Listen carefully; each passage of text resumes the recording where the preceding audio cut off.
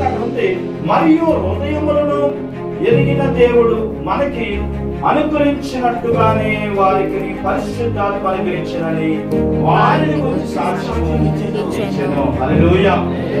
ఈరోజు పరిశుద్ధాత్మ పొందుకోవాలి అంటే అది పెద్ద కష్టం కాదు. నువ్వు డబ్బులు కొనుక్కోవాల్సిన పని లేదు. కొన్ని రోజులు ఉపవాసం ఉండి ప్రార్థన చేసి, ప్రభువా నాకు పరిశుద్ధాత్మ కావాలి అని అడిగితే అడిగిన వారికి ధారాళంగా దేవునికి స్తోత్రం. అయితే పరిశుద్ధాత్మ పొందుకున్న తర్వాత దేవుని మందిరానికి రాకపోతే శ్రమ వస్తుంది. పరిశుద్ధాత్మ పొందుకున్న తర్వాత ప్రార్థన చేయకపోతే శ్రమ వస్తుంది.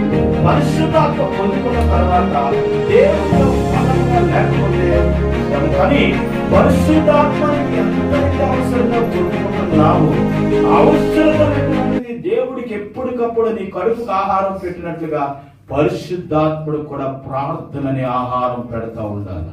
దేవునికి స్తోత్రం.